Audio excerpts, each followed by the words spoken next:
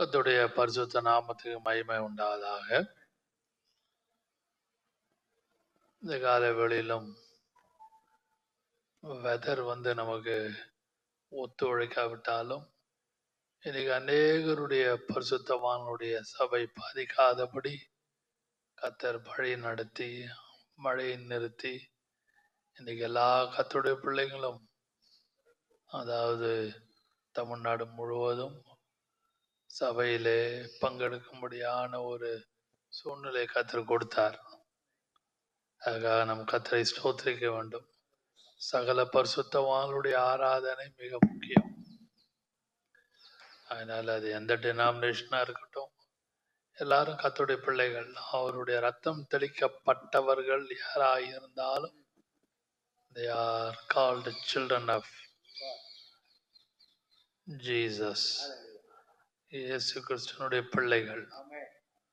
அதனாலே நல்ல ஒரு அமைதியான ஒரு வெதரை கொடுத்து கர்த்தரை ஆராதிக்க கொடுத்த கிருபைக்காக கர்த்தரை ஸ்தோத்திரிப்போம்.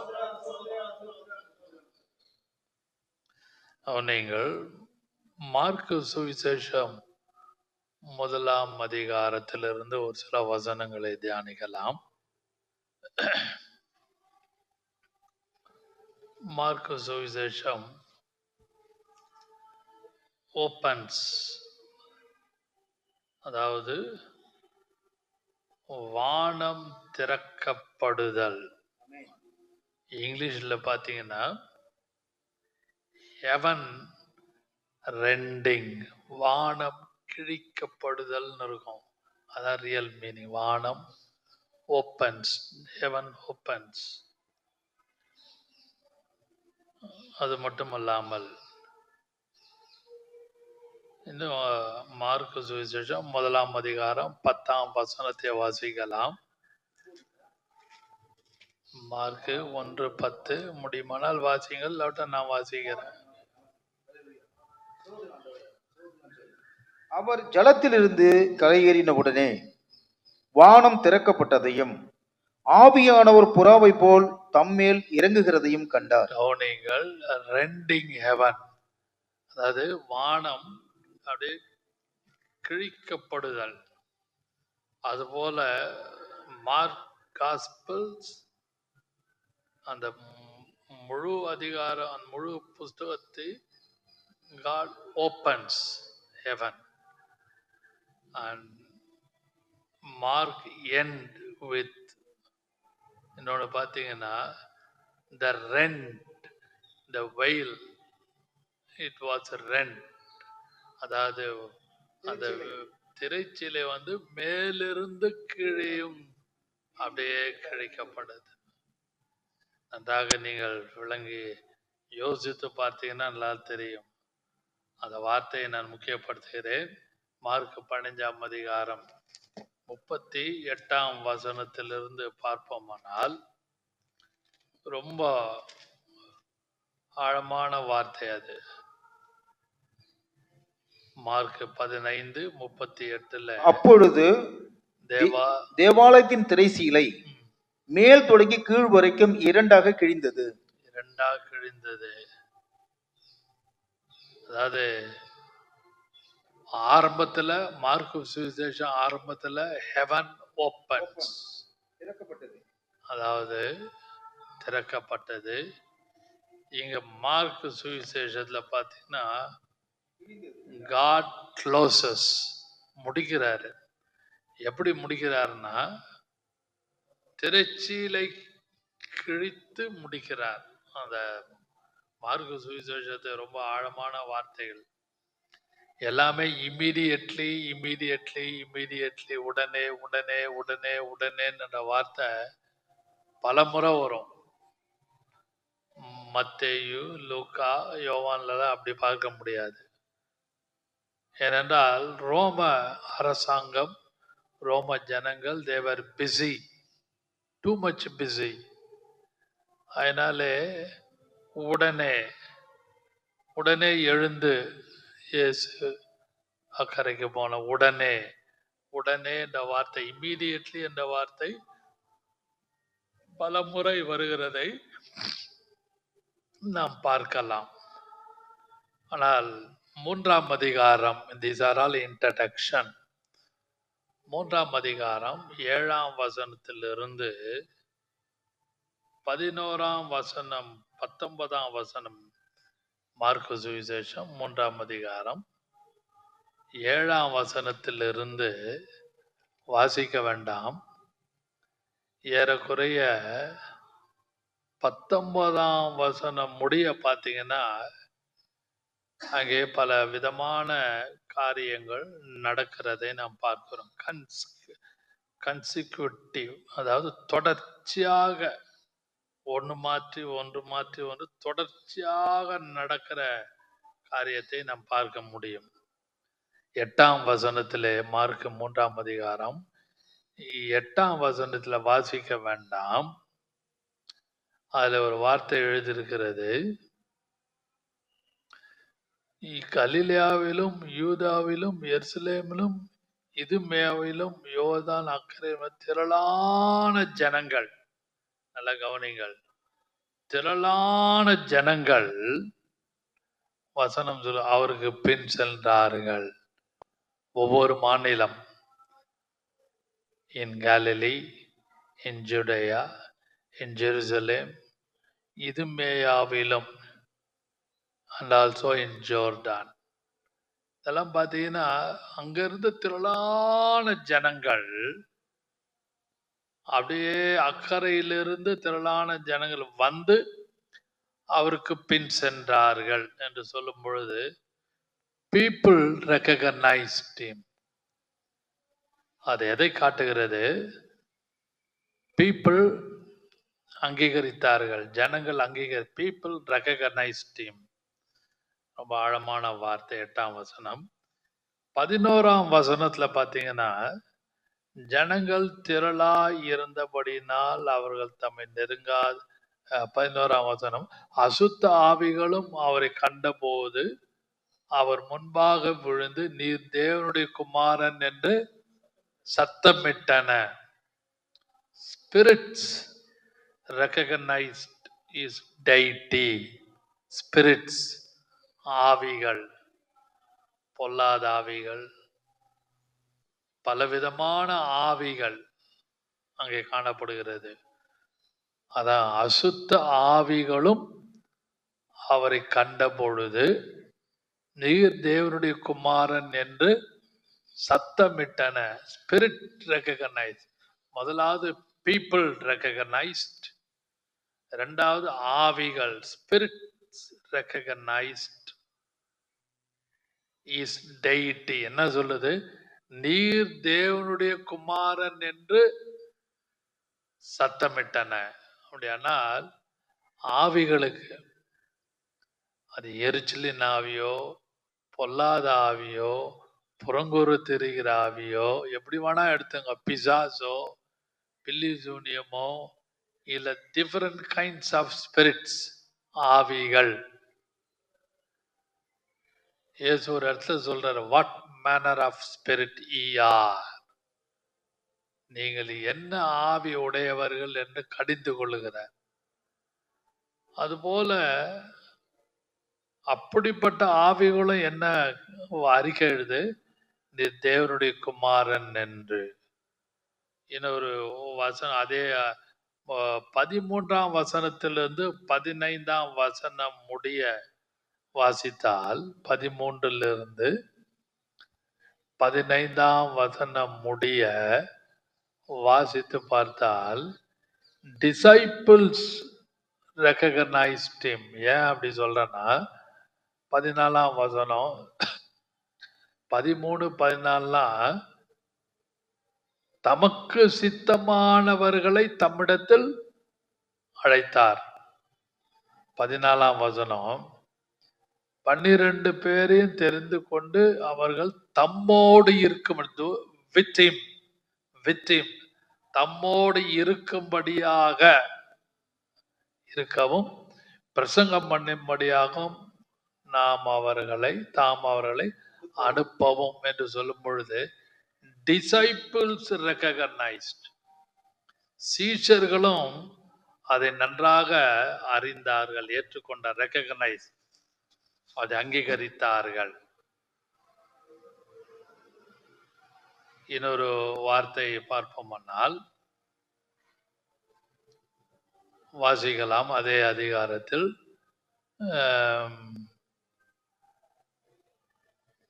அதே வசனம் தான், அதே 16, 17, 18 எல்லாம் நீங்க படிச்சீங்கன்னா 17ஆம் வசனம் முடிய 18ஆம் வசனம் முடிய பார்த்தீங்கன்னா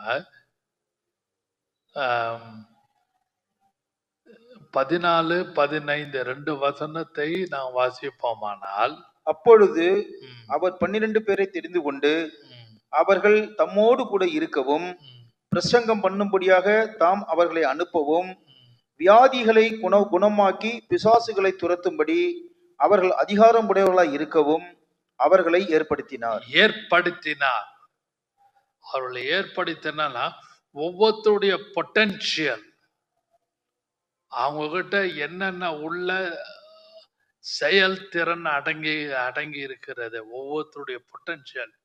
பேதுருக்கு என்ன இருக்கு, யாக்கோபுக்கு என்ன இருக்கு, அந்திரேயாக்கு என்ன இருக்குது, நல்ல சும்மா நம்ம ஈஸியா ஒரே வார்த்தை எல்லாம் ஃபிஷர்மேன், மீன் பிடிக்கிறவங்க, டவுன் ட்ராடன் பீப்புள், சமுதாயத்திலே கீழ்மட்டமான ஜனங்கள் என்று நானும் நீங்களும் ஜனங்களும் உலகத்தாரும் இன்றைக்கும் ஃபிஷர்மேனை ஒரு மாதிரி ஒரு டவுன் ட்ராடன் கீழ்மட்டமான ஒரு குரூப் என்று நாம் நினைக்கிறோம்.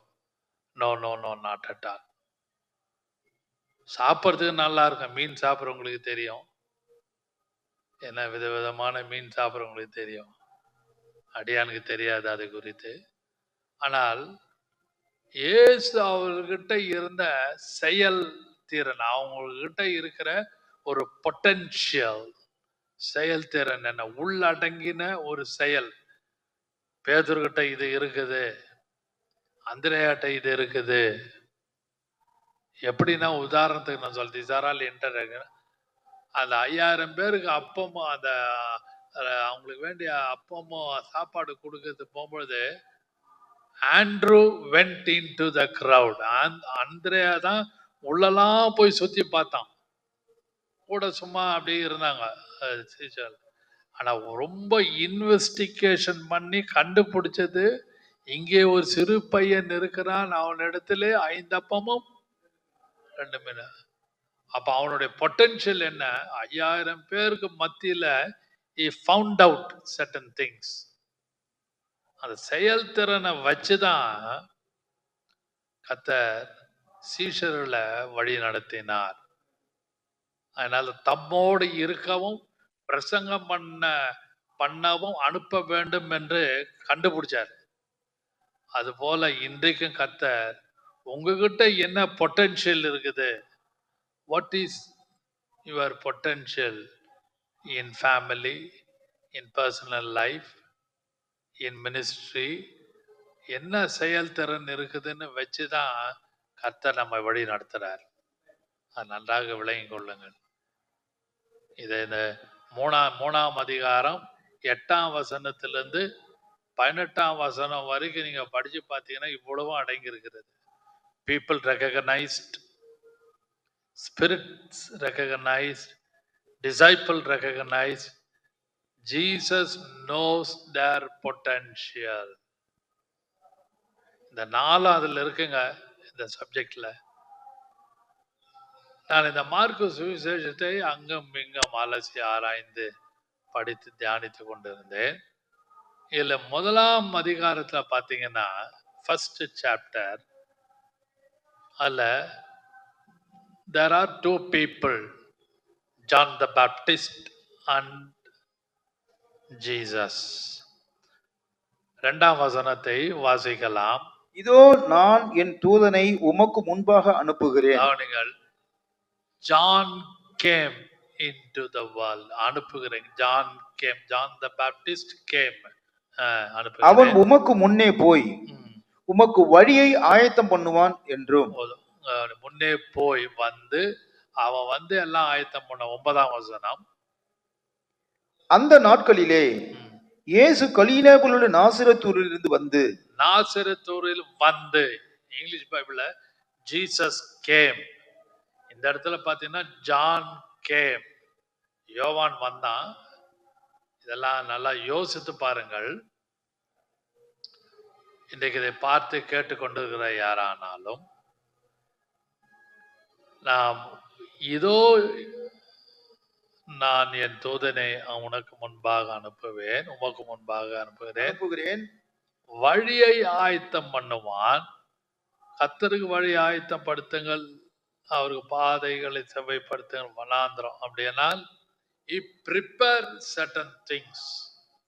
இன்னைக்கு நம்ம ஒரு ஃபங்க்ஷன் வைக்கிறோம், ஒரு ஃபங்க்ஷன், அது வீட்டுக்குள்ள ஒரு 10 பேர் வந்து போறதா இருக்கட்டுமே, ஒரு 10 பேரோ 20 பேரோ 4 பேரோ 8 பேரோ, இல்லை ஒரு ஹோட்டலோ, இல்லை ஒரு ஹால் எடுத்தோ, இல்லை ஒரு கல்யாணம் பண்ணி ஏதோ ஒரு ஃபங்க்ஷன், மேரேஜ், எனி ஃபங்க்ஷன்.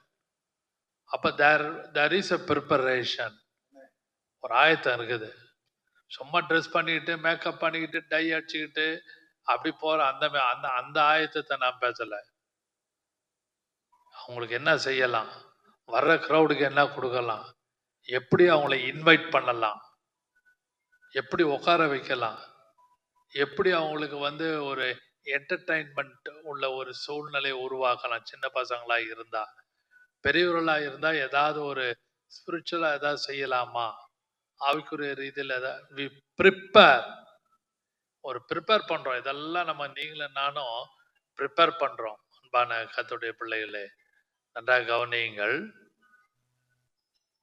அதுபோல இயேசு தன்னுடைய ஊழியத்தை, இஸ் மினிஸ்ட்ரி, இயேசுடைய ஊழியம் நன்றாக நடக்க வேண்டும், ஓட வேண்டும் என்பதற்கு without any hindrance God sent John the Baptist. யோவான் ஸ்நானகனை கர்த்தர் உலகத்திலே இயேசு முன்பாக அனுப்பி வழியை ஆயத்த, ஒரு பெரிய வார்த்தை அது, சப்ஜெக்ட். ரொம்ப கரடு முரடான பாதை, ரொம்ப கஷ்டமான ஒரு இது. ஏனென்றால் the period of law is ending. Period of law is ending.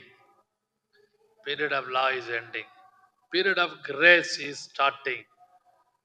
அன்பான கர்த்தருடைய பிள்ளை, இது ரொம்ப கஷ்டம். இதை சீர்படுத்தி, ஸ்திரப்படுத்தி, பலப்படுத்தி எப்படியெல்லாம் நடக்குது அதெல்லாம் கொஞ்சம் பார்க்க வேண்டும். அதுக்காக இயேசுடைய ஊழியம் தடை இல்லாமல் நடப்பதற்கு God sent John the Baptist. இயேசு தன்னுடைய ஊழியக்காரனாகிய அல்லது மனுஷனாகிய யோவான் ஸ்நானகனை கர்த்தர் முன்னாடி அனுப்புறாரு. He prepared. அதுதான் சொன்னேன், நம்ம ஒரு ஃபங்க்ஷன் வைக்கிறோம், ஒரு 10 பேரா இருக்கட்டும், 100 பேர், 25 பேர், எப்படி வேணா இருக்கட்டும், எனி ஃபங்க்ஷன், அது child dedication, baptism, wedding, anything, இந்த ஃபேமிலி ஃபங்க்ஷன், அபிஷியல் ஃபங்க்ஷன், அதுக்கு ஒரு ப்ரிப்பரேஷன் உண்டு. அதுபோல தம்முடைய பரலோகத்திலே ஜனங்களை கூட்டி சேர்ப்பதற்கு, தம்முடைய அநாதி தீர்மானத்தின்படி, சித்தத்தின்படி பரலோகத்திலே கூட்டி சேர்ப்பதற்கு தேவன் வழியை, ரட்சிப்பின் வழியை, பரிசுத்தத்தின் வழியை, பிரித்தெடுக்கப்படுகிற வழியை, இப்படிப்பட்ட பலவிதமான வழிகளை யோவான் ஸ்நானனை கொண்டு இயேசுக்காக இருக்கிற எல்லா தடைகளையும் நீக்கி நல்லா ப்ரிப்பேர் பண்ணி வைத்தான். இதெல்லாம் என்னுடைய இன்ட்ரடக்ஷன். இந்த இன்ட்ரடக்ஷனே நல்ல ஒரு மெசேஜ் தான். நான் இந்த 1ஆம் அதிகாரத்தை 2 பேர், ஜான் கேம், ஜீசஸ் கேம், நல்லா யோசிங்கள். யோவான் வந்தான், இயேசுவும் வந்தார். But there is a lot of difference in between them. அவர் 2 பேர் மத்தியில நிறைய வித்தியாசங்கள் இருக்கிறது. முதலாவதாக முதல் வசனத்தை வாசிக்கலாம். தேவனுடைய குமாரனாகிய இயேசு கிறிஸ்துவனுடைய சுவிசேஷத்தின் ஆரம்பம். இயேசு வந்து கலிலேயாவிலிருந்து அல்ல நாசரேத்திலிருந்து இயேசு வந்து என்று சொல்லும் பொழுது முதலாவது எதை காட்டுகிறது? இயேசு கிறிஸ்துவினுடைய சுவிசேஷத்தின் ஆரம்பம். பிரிங் குட் டைடிங்ஸ், நல்ல ஒரு நற்செய்தி, நல்ல ஒரு சுவிசேஷம். சுவிசேஷம் என்றாலே குட் டைடிங், நல்ல ஒரு குட் நியூஸ். நம்ம சொல்லுவோம், நான் இன்னைக்கு ஒரு நல்ல ஒரு குட் நியூஸ் சொல்றேன் சொல்லுவாங்க சிலர். வீட்டில் புருஷன் மனைவிக்குள்ள, பிள்ளைங்களுக்குள்ள ஏதோ ஒன்று நடந்துடுச்சுன்னா, நான் ஒரு நல்ல செய்தி சொல்றேன், எல்லாம் வாங்க. 2 பேர் தான் இருப்போம் வீட்டில் 3 பேர் தான் இருப்போம், 4 பேர் தான் இருப்போம். ஆனா ஒருத்தர் வீட்டில் பகிர்ந்து கொள்ளும் போது, எல்லாம் இங்க வாங்க, ஒரு நிமிஷம் வாங்க, ஒரு நல்ல செய்தி சொல்றேன். புருஷன் வெளியிலேருந்து வந்திருப்பாரு, பிள்ளைங்க வெளியிலேருந்து வந்திருக்க, பிள்ளைங்க அப்பா அம்மாட்ட சொல்லும், மம்மி நல்ல ஒரு செய்தி இன்னைக்கு. பையன் சொல்லும், அப்பா ஒரு நல்ல செய்தின்னுவான். அதுபோல இந்த உலகத்துக்கு ஒரு நல்ல செய்தியை, குட் டைடிங்கை, வழியை, அந்த குட் நற்செய்தி கொண்டு போவதற்கு தேவன் இந்த உலகத்திலே இயேசுவை கொண்டு வந்தார். அல்லேலூயா. நல்லா கவனி, ஜீசஸ் கேம். அந்த வசனம் ரொம்ப முக்கியம். நாசரேத்திலிருந்து வந்து ஒரு ஹியூமன் பீயிங்காக, ஒரு மனுஷனாக, மனித அவதாரத்திலே வந்து, அல்லேலூயா. அதனால்தான் இன்னைக்கு உலகம் முழுவதும் கர்த்தராக இயேசு கிறிஸ்துவை விசுவாசித்து அநேகர் ஒரு குட் டைடிங்ஸ், ஒரு நற்செய்திக்குள்ளே வந்து அநேகர் ரட்சிப்புக்குள்ளே வருகிறார்கள். 7ஆம் வசனத்தை வாசிக்கலாம். அவன், இதெல்லாம் வந்து செய்யறது யாருன்னா யோவான், ஜான் த பேப்டிஸ்ட். அவன் என்னிலும் வல்லவர் ஒருவர் எனக்கு பின் வருகிறார், அவருடைய பாதரட்சைகளின் வாரை குனிந்து அவிழ்ப்பதற்கும் நான் பாத்திரன் அல்ல. அவர்கள் என்னிலும் வல்லவர், மைட்டியர் தேன் மீ, என்னிலும் வல்லவர் ஒருவர் வருகிறார். அப்படியானால் எனக்கு பின்பாக வர, அப்படியானால் ரெகக்னைஸ், எனக்கு பின்னாடி ஒருத்தர் வராரு, அவருடைய ஸ்லிப்பர், அவருடைய பாதரட்சனுடைய வார கட்டுவதற்கு கூட நான் ஐ ஆம் அன்வர்தி, நான் பாத்திரன் அல்ல. அப்படியானால் he recognize is superior. அவனுடைய யோவானுடைய சீஃப் எனக்கு பின்னாடி வராரு, அவர் தான் important man. I am recognised him, நான் அவரை ஏற்றுக்கொள்ளுகிறேன். அவருடைய பாதராட்சி கூட கழட்ட அழுப்பதற்கு நான் பாத்திரன் அல்ல. அப்படியானால் அவன் எந்த அளவுக்கு அவன் ரெக்கக்னைஸ் பண்றான். அதுபோல இன்றைக்கும் ஊழியக்காரர்கள், கர்த்தருடைய விசுவாசிகள், முழு ரட்சிக்கப்பட்ட ஞானசானம் அபிஷேகம் பட்ட விசுவாசிகள், they should recognize other believers, they should recognize other man's ministry. ஊழியக்காரங்க இன்னொரு ஊழியத்தை ரெகக்னைஸ் பண்ணணும். நான் தான் ஊழியக்காரன், என் சபை தான் பெருசு, நான் தான், கர்த்தர் தான் என்ன வச்சிருக்கிறாரு, you are all good for nothing சொல்லவே கூடாது. No no no no, not at all. John the Baptist recognized Jesus. He recognized the Savior. அவன் அங்கீகரிக்கிறான், ஏற்றுக்கொள்ளுகிறான். அதுபோல நம்மளோடு இருக்கிற பக்கத்தில் உள்ள விசுவாசிகள், ஒவ்வொரு விசுவாசிக்கும் ஒவ்வொரு தாளந்தை கர்த்தர் கொடுத்திருக்கிறார். அந்த விசுவாசிகளுக்குள்ளே இருக்கிற தாளந்தையும் கிருபையும் believers in the church should recognize. சிலருக்கு நன்றாக பியூட்டிஃபுல்லாக வசனம் படிப்பாங்க மனப்பாடமாக, அவங்கள அங்கீகரிக்கணும். சில நன்றா போய் open air meeting, jail ministry, new souls சபை உள்ள கொண்டாடுவாங்க. we have to recognize. ஒவ்வொருத்தருக்கும் ஒரு டைமென்ஷன் ஆங்கிள், ஒவ்வொரு கிருபை வரங்களை கர்த்தர் கொடுத்திருக்கிறார். அதுபோல இந்த ஜான் த பேப்டிஸ்ட், யோவான் ஸ்நானகன், அவன் வந்து என்ன செய்யறான்? he recognized, he announced. அவன் என்ன அனௌன்ஸ் பண்றான்? 7ஆம் வசனத்துல, அந்த வசனத்தை 7ஆம் வசனத்துல, என்னிலும் வல்லவர் ஒருவர் எனக்கு பின் வருக. he announced. அதான் சொல்ல, he announced. அவன் செஞ்ச வழியெல்லாம் பாருங்க. நான் என் தூதனை உனக்கு முன்பாக அனுப்புவேன், வழிகளை ஆயத்தம் பண்ணுவான். he prepared. அந்த ப்ரிப்பரேஷன் ரொம்ப முக்கியம். இதெல்லாம் யாருக்கு ரொம்ப ஈஸியா இருந்ததுன்னா, இயேசுக்கு ரொம்ப வழி ஈஸியா இருந்தது. 11வது வசனம். அன்றியும் நீர் என்னுடைய நேசகுமாரன், நீர் என்னுடைய நேசகுமாரன், உம்மில் பிரியமாயிருக்கிறேன் என்று, அதாவது with the blessing of the Father, பிதாவினுடைய ஆசீர்வாதத்தின் நிமித்தம் இயேசு ஒரு வழி.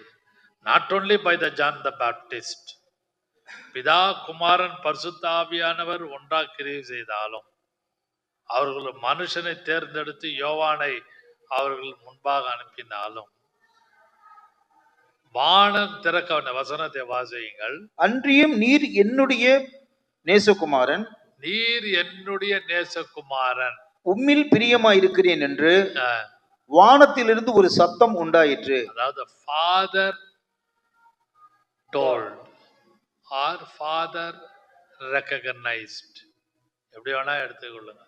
அப்படியா நான் முக்கியமான குறிப்பை சொல்லுகிறேன். ஏன் வந்தார்? why Jesus came, உலகத்துக்கு வந்தார் என்றால், with blessing of his father, தகப்பனாகிய, அதாவது பிதாவாகிய அவருடைய ஆசீர்வாதத்தின் மூலம் இந்த உலகத்திலே அவர் வந்தார். அல்லேலூயா. நீங்கள் நானும் அதை நன்றாக விளங்கிக் கொள்ள வேண்டும். 12வது வசனம். உடனே ஆவியானவர் அவரை வனாந்தரத்திற்கு போகும்படி ஏவினார். அவனிகள் உடனே ஆவியானவர் அவரை வனாந்தரத்துக்கு போகும்படி ஏவினார். நன்றாக புரிந்து கொள்ளுங்கள். God did not send him to the palace. தேவன் தம்முடைய குமாரனாகிய இயேசு கிறிஸ்துவை, வாலிபனாகிய இயேசு கிறிஸ்துவை அரண்மனைக்கு, எருசலேமில் உள்ள அரண்மனைக்கு, ஏரோதுடைய அரண்மனைக்கு அனுப்பவில்லை. Father sent him to the wilderness. எல்லாம் ரொம்ப ஆவிக்குரிய அர்த்தம். நம்ம ஈஸியா சொல்றோம். அந்த வசனம் என்ன சொல்லுது? வசனம் வாசியுங்கள் மறுபடியும். உடனே ஆவியானவர் அவரை வனாந்தரத்திற்கு போகும்படி ஏவினார். நம்ம என்ன சொல்லுவோம்? பிசாசு வனாந்தரத்துல வச்சு நாசம் பண்ணா, அப்படியே அவர் உண்டு இல்லைன்னு ஆக்கிட்டான்னு பிரசங்கம் பண்ணுவாங்க சிலர்லாம். பண்ணிருக்காங்க. No no no not immediately. உடனே உடனே பரிசுத்த ஆவியானவர் அவரை வனாந்தரத்துக்கு கொண்டு போனார், ஏவினார். The Spirit urged. உள்ள ஒரு ஏவுதல். நல்ல சிட்டிக்கு போகணும்னு சொல்ல, நல்ல வசதியான இடத்துக்கு ஆண்டவர் அனுப்பல, வனாந்தரத்துக்கு போகும்படியாக ஏவினார். ஒரு பெரிய பாடமே இருக்கிறது. இந்த 1ஆம் வசனம், 7ஆம் வசனம், 11ஆம் வசனம், 12ஆம் வசனம்லாம் ரொம்ப ஆழமான வார்த்தைகள். இந்த முதல் அதிகாரத்தை we can divide it into 3 parts. 3 பகுதிகளாக பிரிக்கலாம். முதலாவது, முதல் 13 வசனம் ஒரு பகுதி. 14 to 34 is a second part. 34 to 45 is a third part. கவனியுங்கள். 1 to 13 is a first part. 14 to 34 is a second part. 34 to 45 is a third part. இந்த 3 பகுதிகளாக நீங்க படிச்சீங்கன்னா எத்தனையோ ஆவிக்குரிய அர்த்தங்கள் இதில் அடங்கி இருக்கிறதை நீங்களும் நானும் நன்றாக அதை அறிந்து கொள்ள முடியும். நான் இந்த காரியத்தை நான் சற்று படித்து தியானித்து கொண்டிருக்கும் பொழுது 14வது வசனத்தை வாசியுங்கள். 14:1. யோவான் காவலில் வைக்கப்பட்ட பின்பு இயேசு கலிலேயாவிலே வந்து தேவனுடைய ராஜ்யத்தின் சுவிசேஷத்தை பிரசங்கித்து. கவனிங்கள், John the Baptist ministry is going to end. யோவான் ஸ்நானகனுடைய மினிஸ்ட்ரி ஊழியம் முடிய போது, இயேசுனுடைய Jesus ministry was begun. Beginning of the ministry, Jesus. அது இயேசுடைய மினிஸ்ட்ரி கொஞ்சம் யோசிங்கள். அந்த இடத்துல வசனம் சொல்லுகிறது 13-14 வசனத்துல, இயேசு கலிலேயாவில் வந்து, இங்கே பாருங்க, ஜீசஸ் கேம், வந்து தேவனுடைய ராஜ்யத்தின் சுவிசேஷத்தை பிரசங்கித்து. நல்ல ஒரு ப்ரிப்பரேஷன் பண்ணிட்டான்.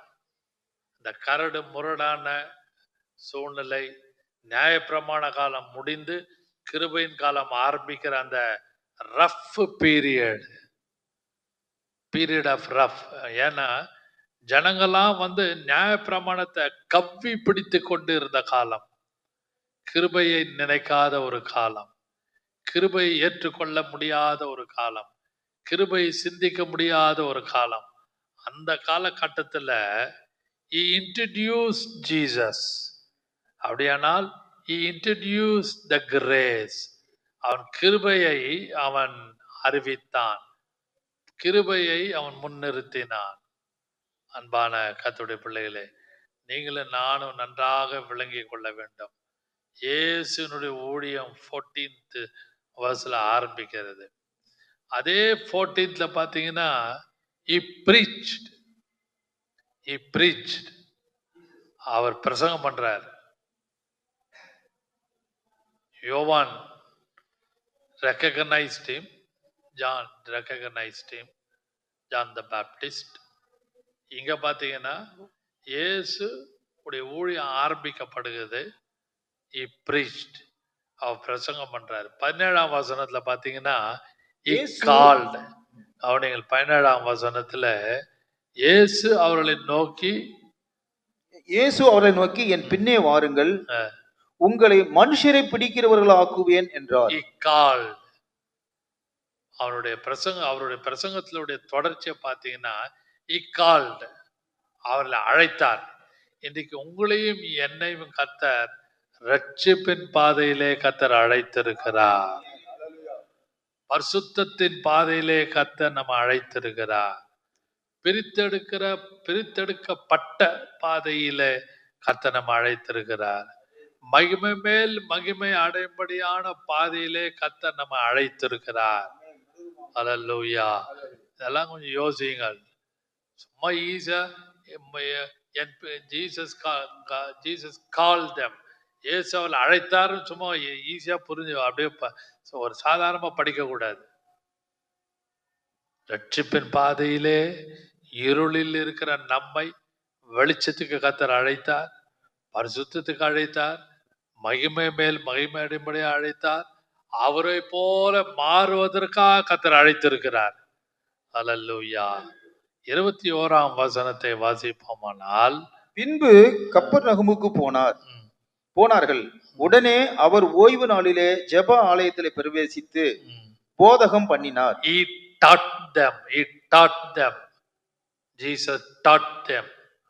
அதாவது உடனே, அதான் நான் சொன்ன மார்க்கு சுவிசேஷம் ஒவ்வொரு அதிகாரத்துல பாத்தீங்கன்னா ஒரு 10 தடவை 8 தடவை 15 தடவை உடனே எக்கச்சக்கமா இருக்கும். Innumerable, the word called immediately. நிறைய இருக்கும். அன்பான கர்த்தருடைய பிள்ளைகளே, நீங்களும் நானும் நன்றாக யோசிக்கும். He taught them. 21ஆம் வசனத்திலே அவர் ஜெப ஆலயங்களிலே போதகம் பண்ணினார். அல்லேலூயா. இன்றைக்கும் இயேசு ஒவ்வொரு ஆராதனையிலும், வீட்டிலும், நாம் ஜெபிக்கும் பொழுதும், படுத்து தூங்கும் பொழுதும், அமைதியாக உட்கார்ந்து யோசிக்கும் பொழுதும், தனி ஜெபத்திலும் குடும்ப ஜெபத்திலும் he taught us. அவர் நமக்கு இன்றைக்கும் போதித்து கொண்டிருக்கிறார். Not only in the church, in your office, in your private room, in your family room, in your bedroom, in your veranda, in your open terrace, in your going and coming, every situation, Jesus is talking to you, or He taught something for spiritual lesson for you. Hallelujah. 26வது வசனம். உடனே அந்த அசுத்தாவி அவனை அலகழித்து மிகுந்த சத்தமிட்டு அவனை விட்டு போய்விட்டது. மறுபடியும் வாசியுங்கள்.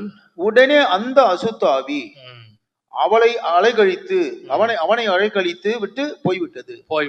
He healed. Jesus healed. Jesus ministry itself. Jesus preached, 14th verse. Jesus called, 17th verse. Jesus taught them, அதே 21st verse. Jesus healed him, 26th verse. Hallelujah. Hallelujah. இதெல்லாம் முதல் அதிகாரத்துல ஒரு பகுதியில காணப்படுது. Jesus game. அன்பான கர்த்தருடைய பிள்ளைகளே, இதெல்லாம் இயேசு செய்தார். அவனுடைய வழி, அந்த யோவான் வழி என்று சொல்லும் பொழுது நன்றாக விளையுங்க, ஆயத்தம் பண்ணினான்.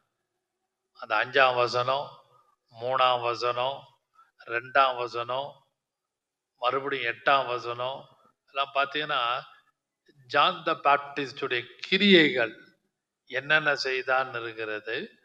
வேண்டுமானால் அதை சொல்லுகிறேன், கவனியுங்கள். அதாவது வாசிங்கள் அந்த வசனத்தை. 1:5, மார்க் 1:5.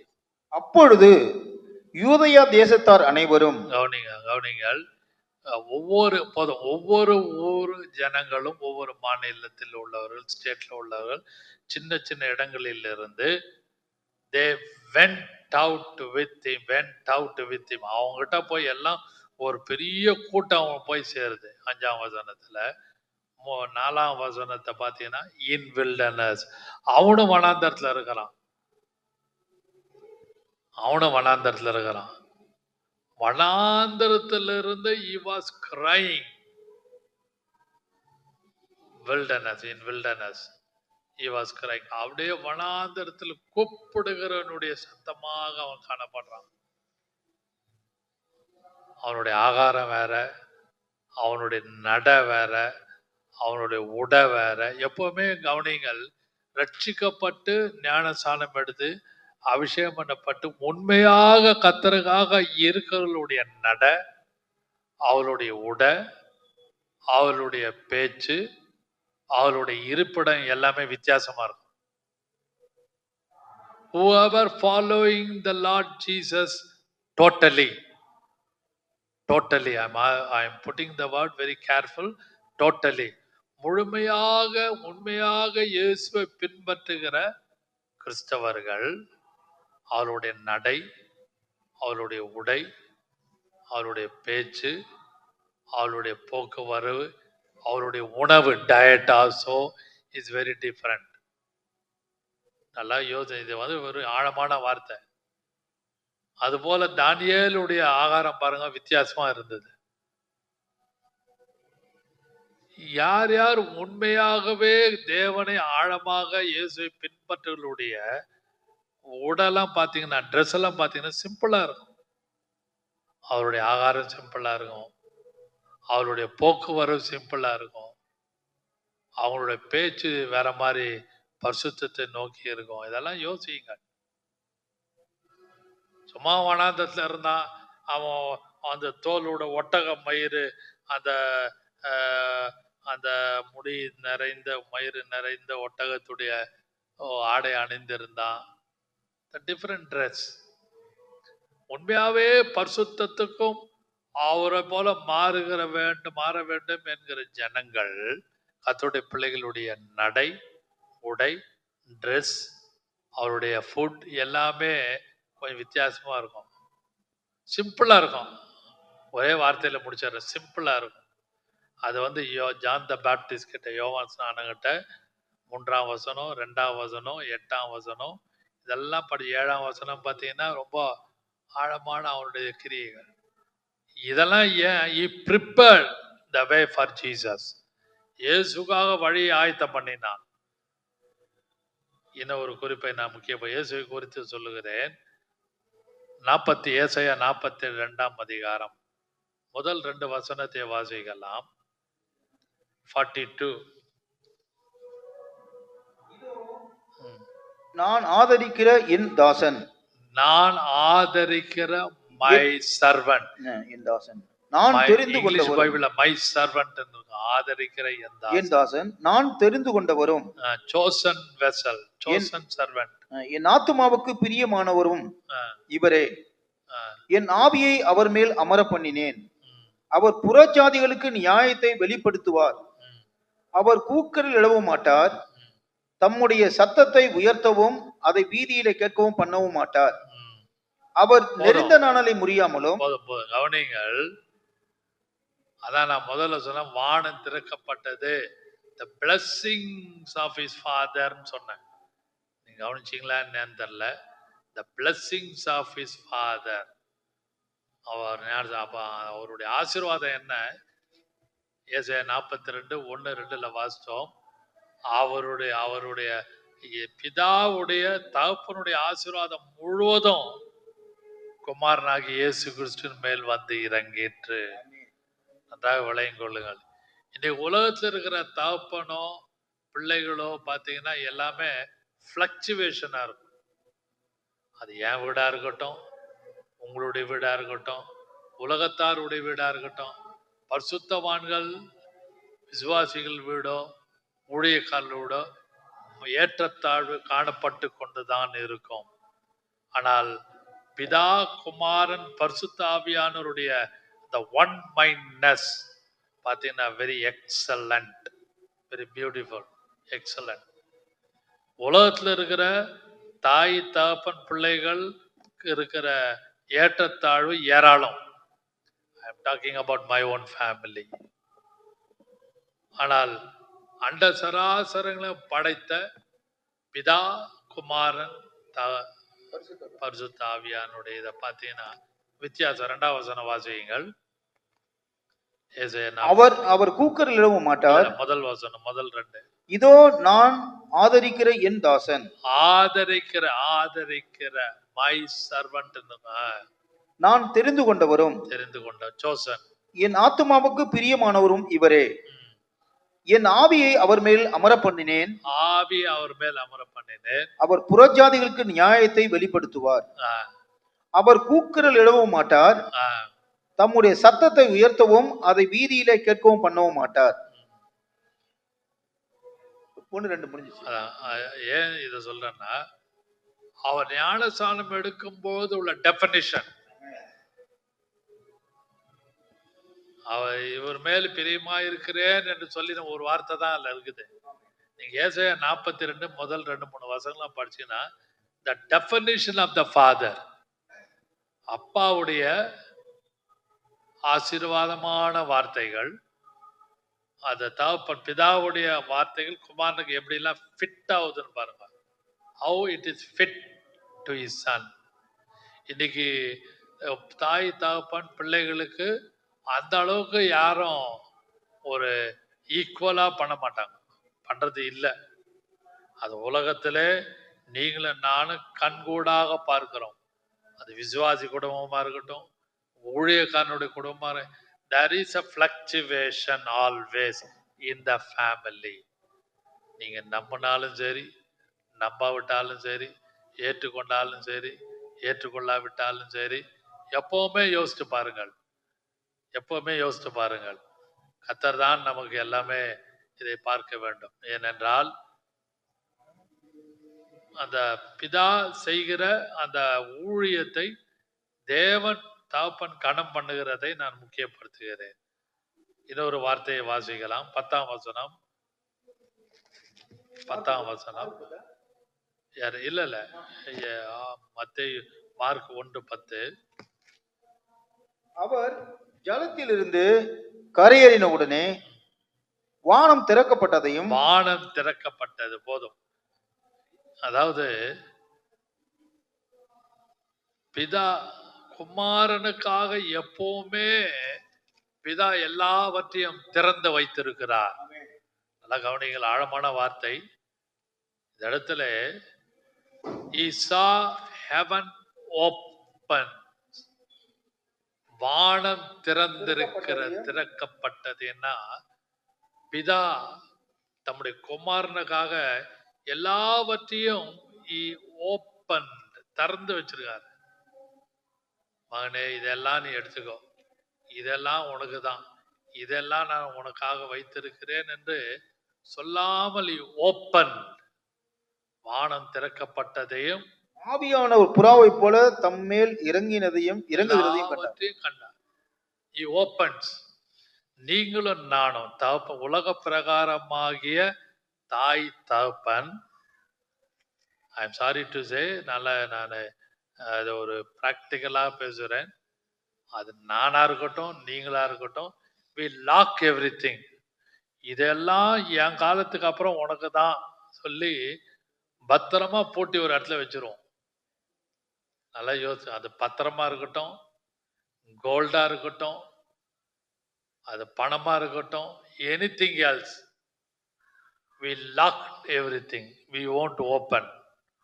ஆனால் ஆவிக்குரிய ஜீவித்திலே தேவன் தம்முடைய குமாரனாக இயேசு கிறிஸ்துவுக்கு எல்லாவற்றையும் திறந்தார்.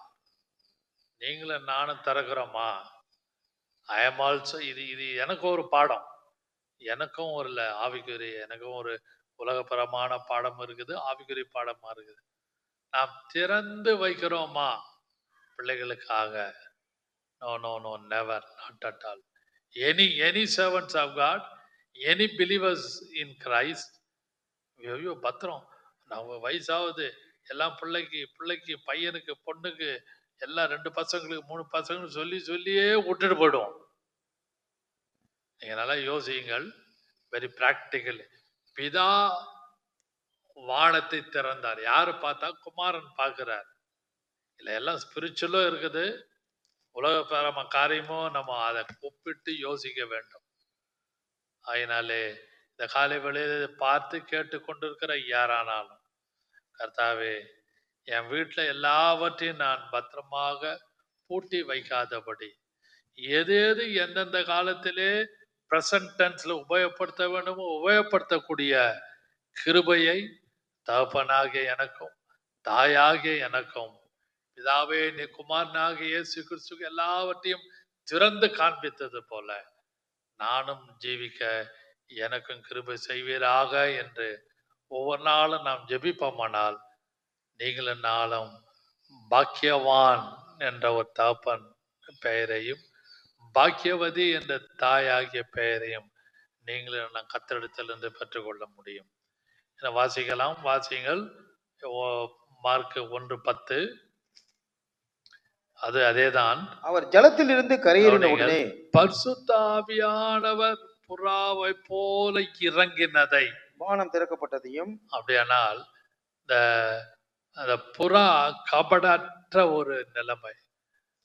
புறா இயேசு எல்லாவற்றையும் பலி செலுத்த சொல்லல, புறா குஞ்சுகளை தான் பலி செலுத்த சொன்னார். நீங்க அதை படிச்சீங்கன்னா தெரியும். இயேசு கொண்டு போய் ஆலயத்துக்கு கொண்டு போகும்பொழுது 2 புறா குஞ்சுகள்னு இருக்கும். நான் அதை எடுத்து நேரம் இல்லை பேசுவதற்கு. ஏன் அதை சொல்லனா, அன்டிஃபைல்டு பேர்ட், கரையற்ற பிழையற்ற சுத்தமான ஒரு பறவை புறா. அதனாலே அப்படிப்பட்ட ஒரு பிழையற்ற எந்த விதமான குறையற்ற ஒரு கர்த்தருடைய பிள்ளையாக நீங்களும் நானும் ஜீவிக்க கர்த்தர் கிருபை செய்வாராக. அல்லேலூயா.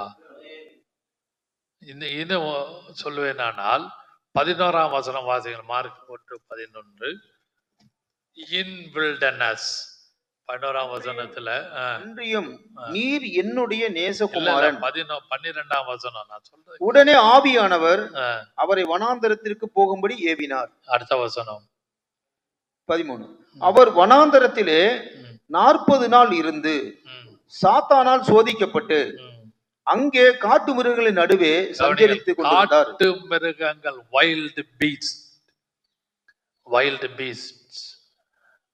அடுத்தது நடுவிலே சஞ்சரித்துக் கொண்டிருந்தார். தேவதூதர்கள் அவருக்கு ஊழியம் செய்தார்கள்.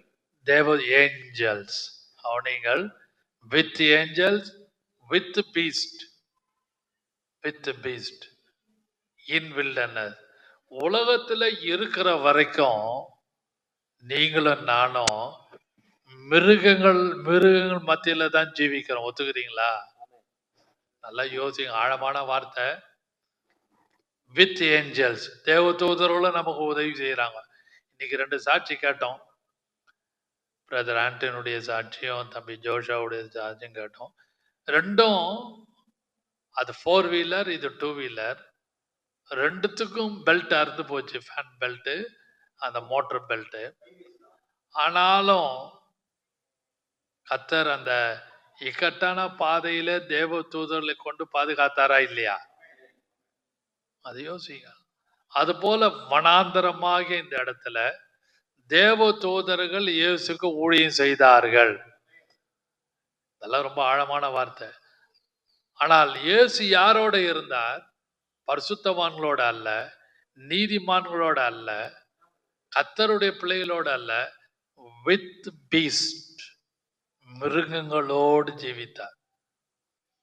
அது எதை காட்டுகிறது? யோசித்து பாருங்கள்.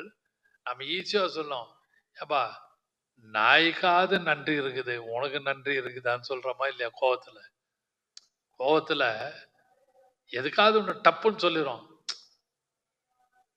அந்த நாயாவது வளர்த்தா நன்றி இருக்கும், உன்னை வளர்த்து என்ன பிரயோஜனம்னு ரொம்ப ஈஸியா பெத்த பிள்ளைய சொல்லுவாங்க. அப்ப நம்ம எல்லாரும் ஒரு கோணத்துல, ஒரு ஆங்கிள் பாத்தீங்கன்னா, we are living among the beast, மிருக குணங்கள் உள்ள மனிதன் மத்தியிலே ஜீவித்து கொண்டு இருக்கிறோம். ரொம்ப ஏற்றுக்கொள்ள முடியாத வார்த்தை, சகிக்க முடியாத வார்த்தை, நம்ப முடியாத வார்த்தை. ஐயோ அவரா, அவரு ரொம்ப பாஞ்சிருவாருங்க மேல, புலி மாதிரி டைகர் மாதிரி பாஞ்சிருவாரு, எரிஞ்சு விழுவாரு. அவர் வராருன்னா அப்படியே அமைதியா இருக்கணும். மைண்ட்ல வச்சுக்கிட்டு, யானை மாதிரி மைண்ட்ல வச்சுக்கிட்டு என்னைக்காவது ஒரு நாள் தாக்குவாரு சொல்லுவாங்க. We compare it always with the beast. சில காரியங்களை காட்டு மிருகங்களோடு நம்ம ஒப்பிட்டு பேசுவாங்க, பிள்ளைகளை, புருஷனை, மனைவிய. இயேசு வனாந்தரத்திலே he lived among the beasts. இயேசு அங்க வாழ்ந்து காட்டினார். இன்றைக்கு நீங்களும், அதுக்கு இன்னொரு அர்த்தமும் இருக்கு, அதெல்லாம் சொல்ல நேரம் இல்லை. எத்தனையோ ஸ்பிரிச்சுவல் அர்த்தம் இருக்கிறது, விளங்க முடியாது. அது போல உலகத்திலே வீட்டிலும் வெளியிலும் வேலை ஸ்தலத்திலும் நீங்களும் நானும் அந்த மிருகங்கள் சுபாவம் உள்ள மனுஷர் மத்தியிலே எப்படியெல்லாம் நடக்க வேண்டும் என்று கர்த்தர் சொல்லி கொடுக்கிறார்.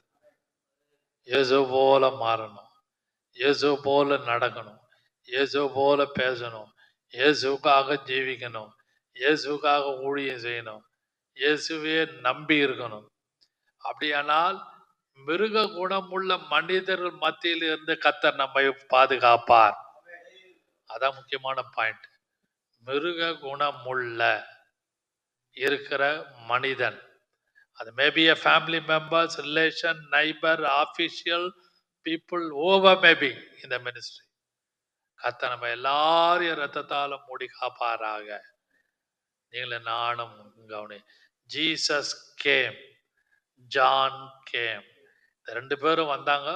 2 பேருக்குள்ள வித்தியாசத்தை நான் பேசினேன். கர்த்தர் தாமே உங்களுக்கு வேண்டிய ஆவிக்குரிய ஆகாரத்தை கொடுத்து கொடுத்தார், ஆசீர்வதிப்பாராக. நாம் ஜெபம் பண்ணுவோம்.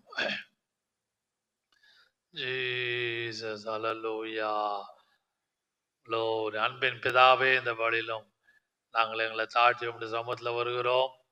கர்த்தாவே, இயேசு வந்தார், ஜீசஸ் கேம், ஜான் கேம்.